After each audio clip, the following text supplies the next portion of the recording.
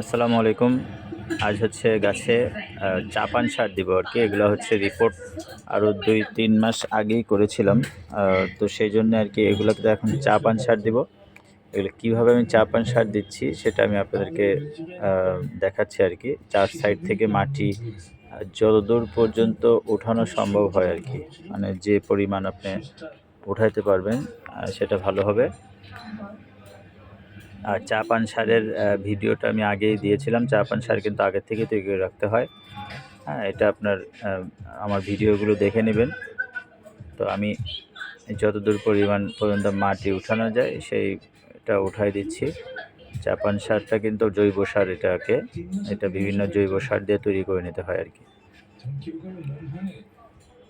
এটা গাছ যেগুলা হচ্ছে 2-3 মাস আগে রিপোর্ট করছেন সেই গাছগুলোতে দিতে পারবেন। এছাড়া আপনার সারা বছরেই এই চাপান সারটা মাসে একবার করে গাছে দিতে পারবেন।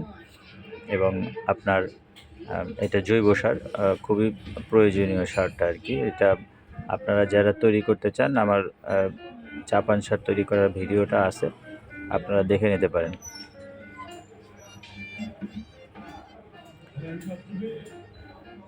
চার সাইড থেকে মাটি এইভাবে উঠায় নিতে হবে।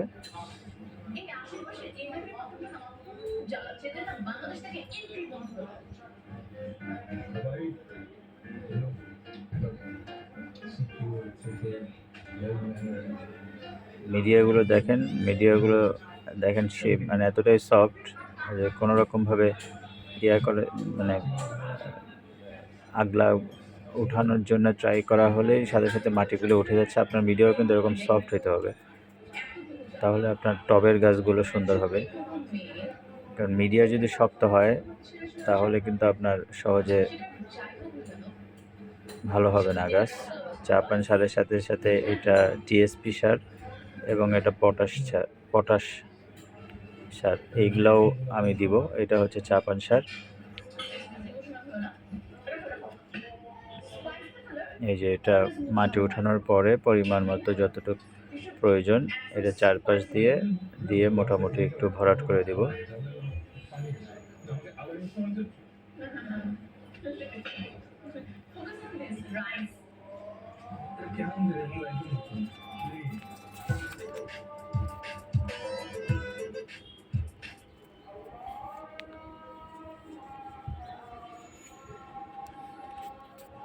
এইভাবে দিবেন আপনারা, চারপাশ দিয়ে আর কি সুন্দরভাবে দিবেন।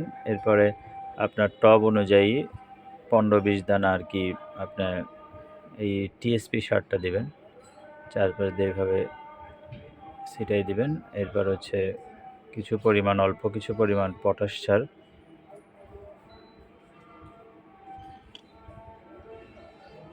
এটা হচ্ছে আপনার গাছের পরিমাণ। এইটা কিন্তু আমার অনেক বড় গাছের টব, ঠিক আছে, যার কারণে আমাকে একটু বেশি দেওয়া হয়েছে। এরপর হচ্ছে যে মাটিগুলো আগলা করেছিলাম সেই মাটিগুলো আবার দিয়ে এটাকে পূরণ করে দিব।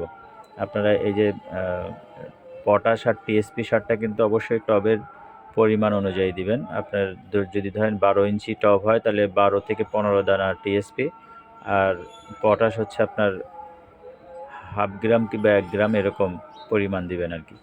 অবশ্যই আপনাকে এটা পরিমাণ বুঝে নিয়ে দিতে হবে, বেশি দিবেন না, কারণ বেশি দিলে গাছের ক্ষতি হতে পারে।